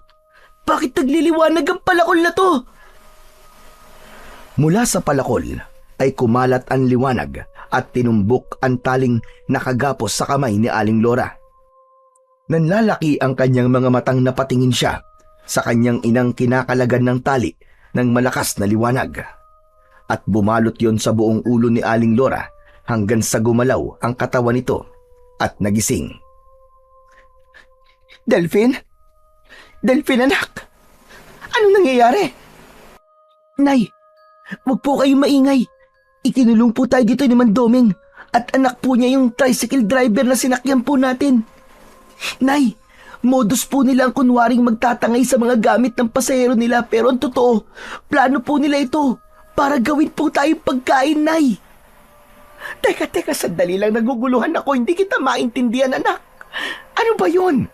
Sabihin mo nga sa akin ang totoo, Delphine. Nay, mga aswang po sila. Aswang po mga taong nakatira sa bahay na to. Maging sa buong baryo, Nay. Isang baryo po sila na halos mga aswang po. Kailangan po natin tumakas. Pupuntahan po natin ang matandang nakakulong sa nakasabit na aula sa malaking puno. Doon po, Nay, sa gubat. Tara na po. Halos buhati ni Delphine ang kanyang ina para lang makaalis sa loob ng kubong yun. Sa likod sila dumaan habang hindi niya binibitiwan ang kanyang palakol. Iniwasan niyang hindi sila lumika ng ingay habang nirarangka niya ang dingding na gawa sa tabla. At dahil sa kakaibang lakas ng palakol, walang kahirap-hirap na nasira nila yon. Dahan-dahan silang lumabas doon at magaan ang paa na tumakbong papalayo sa kubo. Napatigil sa pagtakbo si Delphine nang makita ang maraming tambak ng patay na katawan ng mga tao sa lupa. Napapalibutan yun ng maraming mga halaman na bulaklak ng sampagita, ilang-ilang at kampupot upang maitago ang mabahong amoy ng nabubulok na laman ng tao. Kaya pala maraming bulaklak sa paligid ng bahay at kung titignan ito ng mabilisan ay hindi kagad mapapansin na mga katawan yun ng mga tao. Bukod pa ron, kasamang naaagnas ang mga gamit ng may-ari ng mga katawan ng biktima. Katulad nilang nabiktima mula sa malalayong lugar. Sa kanila ipinagpatuloy ang pagtakbo papunta sa lugar kung saan niya nakita ang kulungan. Nagtago sila sa makapal na halamang sampagita dahil nakita niyang may mga nakabantay sa mga kulungan. Yun ang mga lalaking nagpaiwan kanina. Ngunit hindi na ito mga mukhang tao, kundi sila ng ganap na aswang na batakal. Taong baboy ramo na may mapupulang mga mata.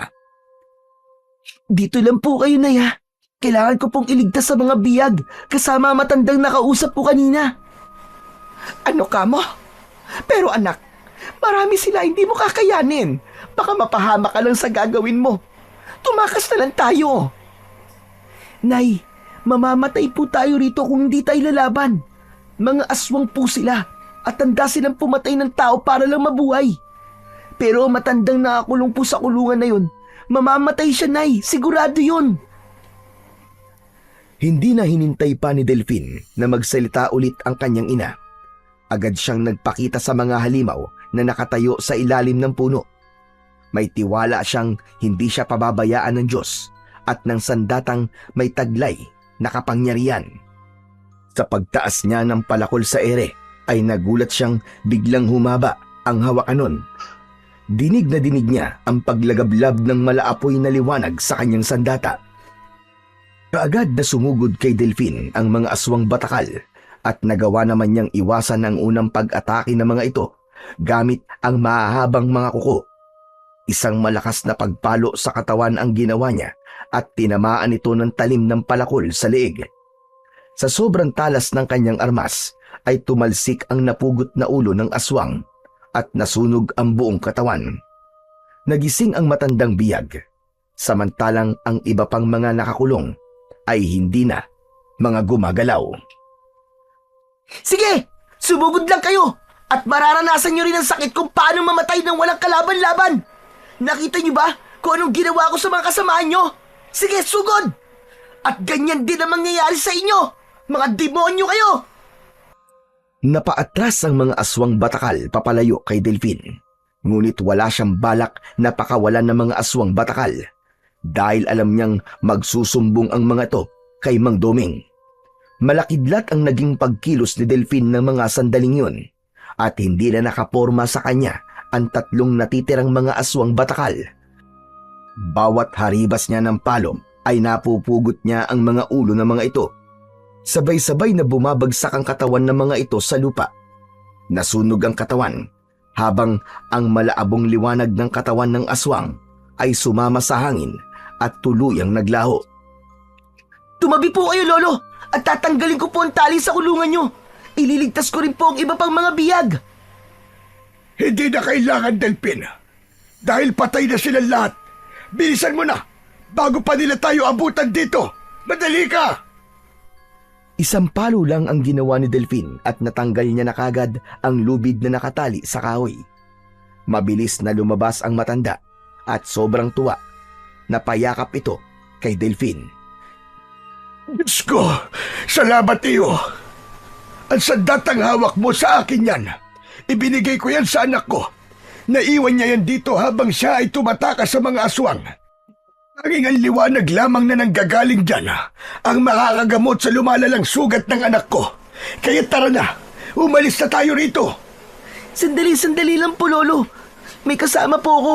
Kasama ko po ang nanay ko. Tumingin si Delphine sa bahaging pinagtataguan ng kanyang ina at lumabas ito sa makapal na halaman. Tumakbo itong mabilis papalapit sa kanila. Kaya lang, napansin niyang nanlalaki ang mga mata ng matanda at nakaawang ang bibig. Nagpalipat-lipat ang tingin nito sa kanila habang may luwa na ang mga mata. Kung ang matanda ay nagulat, mas nabigla naman si Aling Lora. Hindi ito nakapagsalita at tumitig ng matagal sa muka ng matanda. Kaya naman, binasag ni Delphine ang katahimikan sa pagitan ng dalawa. Nay? Lolo? Magkakilala po ba kayo? Bakit mga ganyan po ang reaksyon nyo? Diyos ko, totoo ba ito? Tatay Tupi, ano pong ginagawa nyo rito? Ha? Tatay Tupi? Kapangalan po ng lolo ko, Nay. Teka. Siya po ba talaga ang lolo ko? Diyos ko, anak. Siya nga ang lolo mo. Siya si Lolo Tupi mo. Lora, anak, mabagin langit. Dito ko kayo natagpuan. Diyos ko, ang apo ko. Wala akong kalam-alam na nandito rin kayo. At ang palakol ng Tatay Ardo mo, ikaw rin ang nakakuha niyan. Mapagbiro po talaga ang tadhana. Dito pa tayo nagkita. Nasa bingit po tayo ng kamatayan. Paano po kayo napunta sa lugar na ito? Nako, mahabang istorya, anak. Kailangan na muna nating umalis dito. Tara na, magmadali na tayo. Akma na sanang aalis sila sa lugar na yon nang magulat sila sa bagong dating na mga aswang. Nakangisi ang mga ito habang umaangil. Nakalabas ang malalagari nitong mga ngipin habang nakadipa ang mga kamay na may mahahabang mga kuko. Hindi nyo na kailangang umalis. Tignan mo nga naman ang pagkakataon.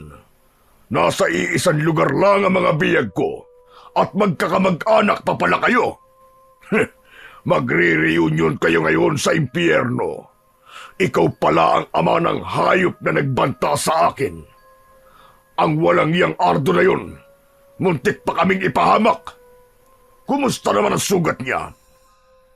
Tutali, nandito na kayo. Ako na ang papatay sa inyo. Hindi mangyayari yun. Dahil natagpuan na ng aking apo malakas na sandatang papatay sa inyong lahi. Mahina rin pala ang isip mo. Ni hindi mo napansing makapangyarihan ang sandatang basta mo nalang itinago sa lumang simbahan.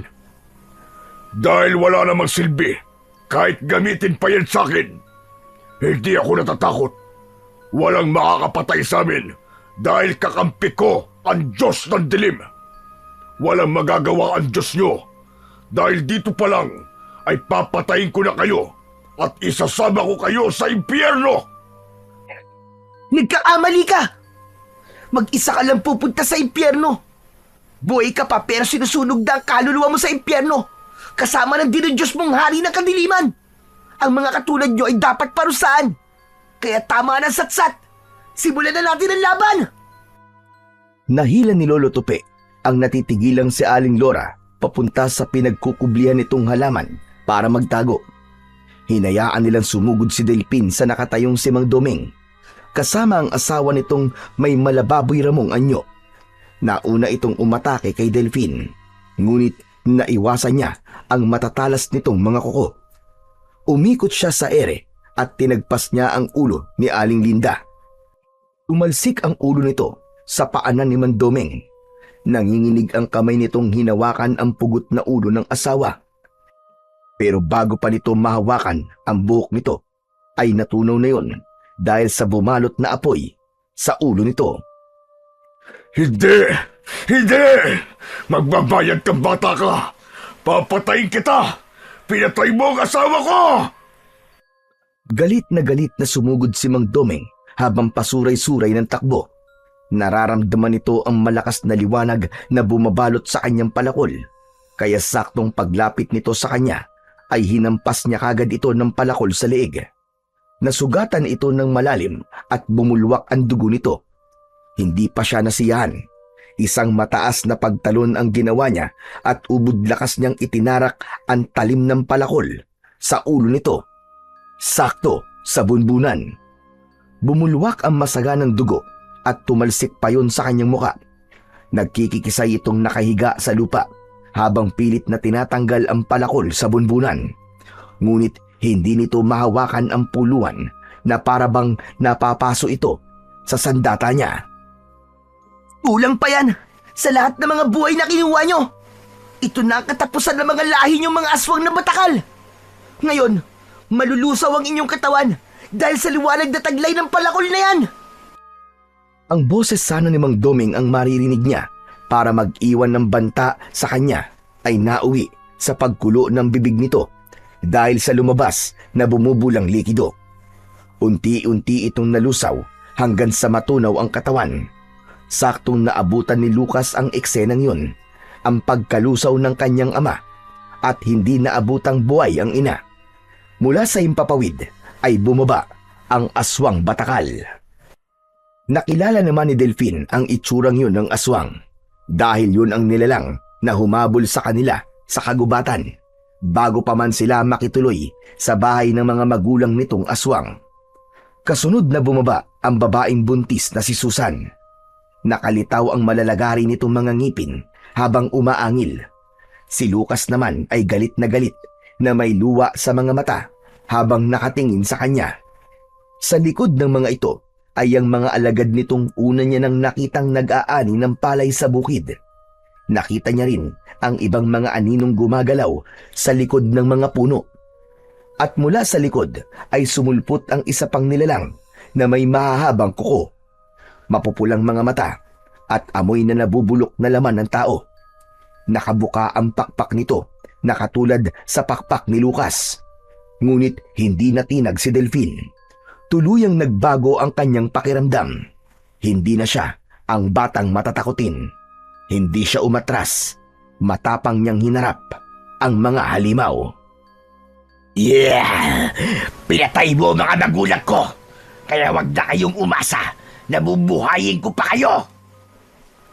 Hindi ako natatakot sa'yo. Katulad mo, pare-pareho lamang tayong iisa ang buhay. Kaya kung talagang matapang ka, lalaban ka sa akin nang tayong dalawa lang. Hindi mo ako maloloko! Isa ka ng batang walang silbi! At hindi ako pagtataasan ng balahibo sa mga kagaya mong nagkatago sa sandatang hawak mo!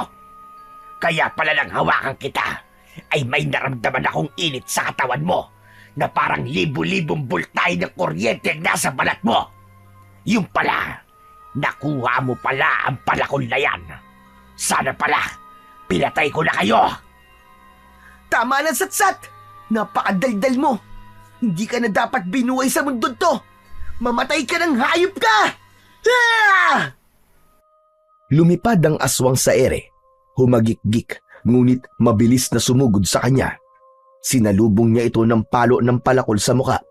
Ngunit nakaikot ito ng paglipad at naiwasan ng pagtama ng talim ng kanyang sandata. Akala ni Susan ay hindi naramdaman ni Delphine ang paglapit nito sa kanya. Kaya napasigaw ito nang biglang humarap si Delphine at napalo na niya ito ng palakol sa leeg. Napaatras ang babaeng batakal na nahawakan ang nakabukan leeg dahil sa sugat. Sumambulat ang dugo nito at mula sa ere ay kitang-kita ni Lucas ang nangyari sa asawa. Humalingaw-ngaw ang sigaw ng halimaw sa buong kagubatan at muling pabulusok na umatake sa kanyang kinaroroonan. Nagawa niyang maiwasan ang pagbaon ng kuko nito sa kanyang dibdib at bumangga si Lucas sa lupang binagsakan nito. Mabilis naman itong bumangon at muli siyang inatake nito gamit naman ang mahahaba nitong pangil. Ang laban ay tumagal, paikot-ikot, salita ng pag-atake at pag-iwas. Ngunit sa bandang huli, gamit ang mahiwagang palakol, buong lakas na sinigurado ni Delphine na ang talim at liwanag mula sa kanyang sandata ay tatama na sa katawan ni Lucas. Bumaon ang talim sa leeg nito, sabay bunot niya at muling hinampas ang leeg nito gamit ang mahiwagang palakol.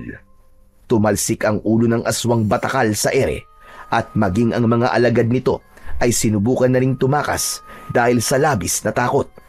Ngunit sa tulong ni Lolo Tupe at Aling Lora, nagawa niyang maabutan ng mga ito, napigil ng dalawa sa kamay. Buong lakas niyang pinugutan ng mga ito ng ulo, kasabay ng paglagablab ng mga katawan nito.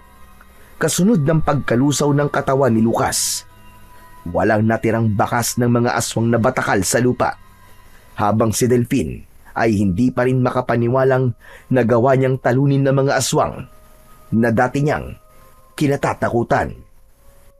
Apo, napatay mo silang lahat. Mahusay ang ginawa mo. Ipinagmamalaki kita.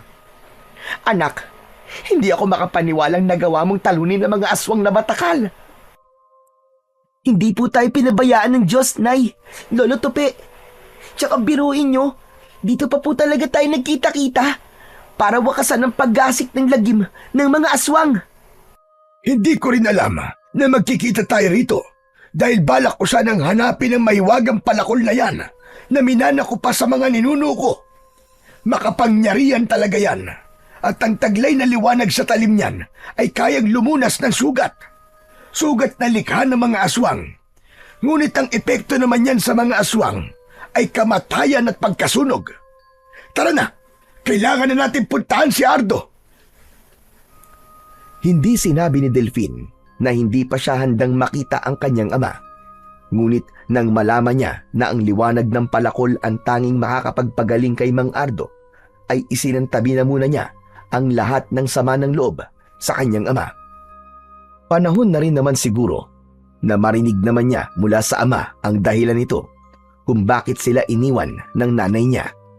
Kaya ang mismong tricycle ni Lucas ang ginamit ng matanda para makaalis sila sa lugar na yon.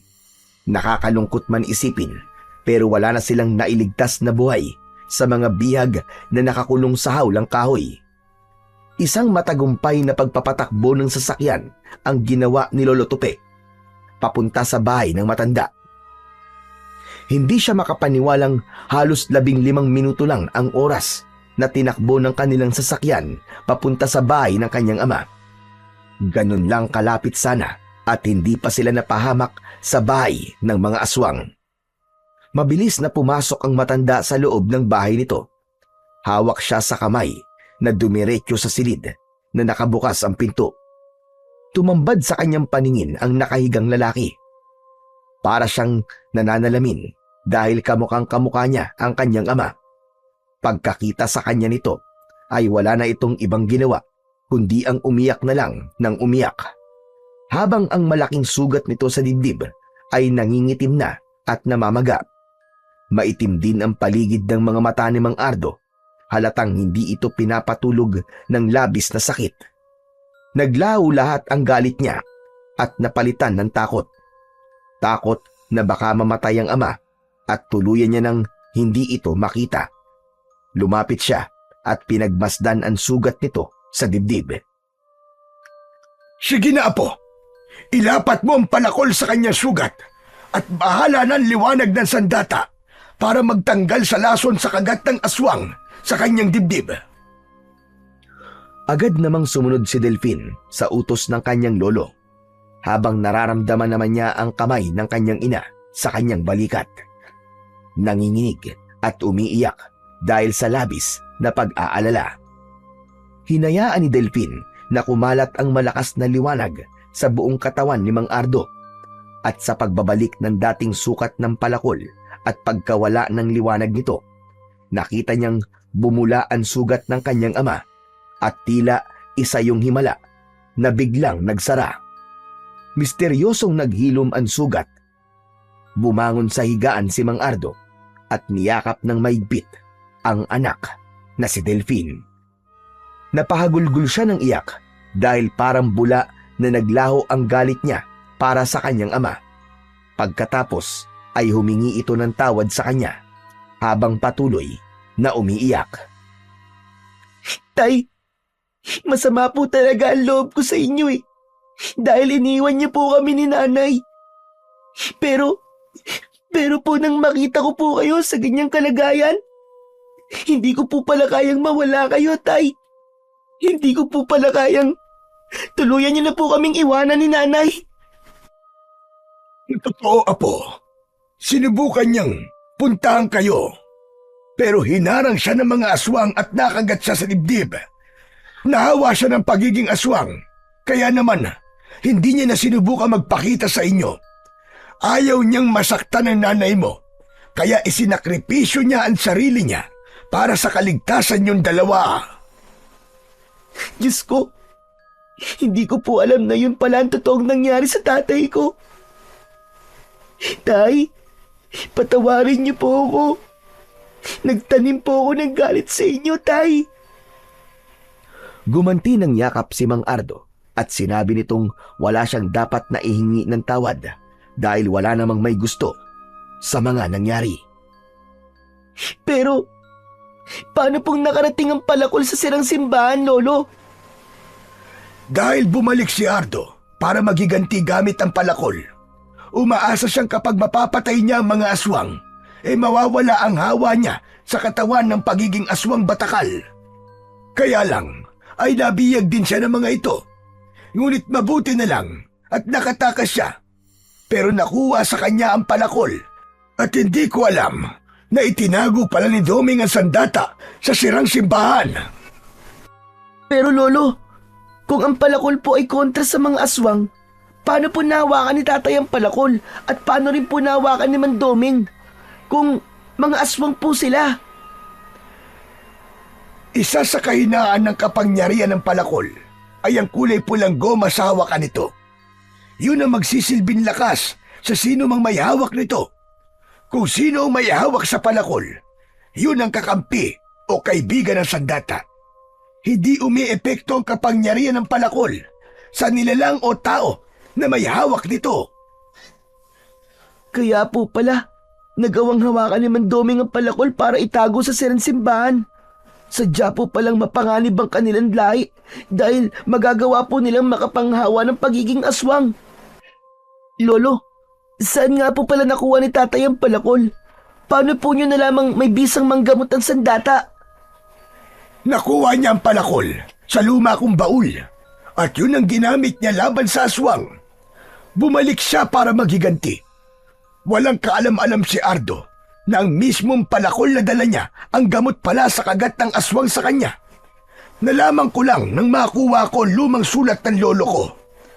Matagal na nagtiis si Ardo sa sakit ng sugat niya. Kaya naman naisip kong kunin ulit ang palakol sa lugar na yon. Yun ang totoong dahilan kung bakit siya nakipaghiwalay sa iyo, Lora, at mas pinili niyang hindi kayo makita. Kaya pala, sinabi niyang wag ko na siyang habulin, tay. Yun pala'y may nangyari na sa inyo, Ardo. Tay, patawarin niyo po ako kung hindi ko kayo hinayaang magpaliwanag. Nagalit po ako sa inyo ng matagal. Naluluwang niyakap ni Mang Ardo si Delfin. Ganon din si Aling Lora na yumakap sa mag-ama nito. Habang si Lolo Tupi naman ay hindi maipaliwanag ang kasiyahan sa muka at naluluwang napapangiti sa magandang eksenang nakikita. Isang tagpong hinding-hindi makakalimutan ni Delfin kung paano siyang tinuruang maging matapang at mapanuri sa mga taong nakakasama. Dahil nagsimula ang lahat sa pagbibigay nila ng tiwala sa mga tao na nagpapakita ng huwad na kabutihan sa kanila. Kailangan nating magdiwang. Magaling na ang anak ko. Bumalik pa ang pamilya niya at makakasama ko na ang apo ko. Isang kumpleto at masayang pamilya. Lolo Tupi, tuluyan na po bang nawala ang hawa ng pagiging aswang ni tatay? Oo naman, apo. Kaya salamat sa ating Panginoon dahil hindi niya hinayaan tuluyang mapahamak tayo sa kamay ng mga aswang batakal. Lagi mong tatandaan na lagi tayong humingi ng tawad sa Diyos at marunong ka rin magpatawad sa mga taong nakakagawa sa iyo ng kasalanan. At piliin mo palagi ang maging mabuti sa iyong kapwa. Salamat na lang po talaga, Tatay Tupi. Buhay pa ang asawa ko at hindi niya hinayaang masira ang pamilya namin. Napuno ng kaligayahan ang mga puso nila habang masasayang nag-uusap at nagkapatawaran. Kinalimutan nila ang nakaraan at muling namuhay ng magkakasama. Buo ang pamilya at walang takot sa banta ng aswang na batakal. Itinagong tuluyan ni Delfin ang mahiwagan sandata niyang palakol bilang pagtigil sa pakikipaglaban sa mga aswang na tuluyan ng naglao na parang mga bula. Dahil ayon nga sa Jeremias 17:5, ganito ang sabi ng Panginoon, sumpain ang tao na tumitiwala sa tao at ginagawang laman ang kanyang bisig, at ang kanyang puso ay humihiwalay sa Panginoon. Isang matinding paalala na ang pagtitiwala sa tao kaysa sa Diyos ay naglalayo sa atin sa Kanya. Hindi lahat ng taong nakangiti ay may mabuting intensyon at hindi lahat ng salita ay dapat paniwalaan kagad. Minsan, ang sobrang pagtitiwala ay nagiging daan sa pagkabigo, panloloko o pagkasira ng tiwala.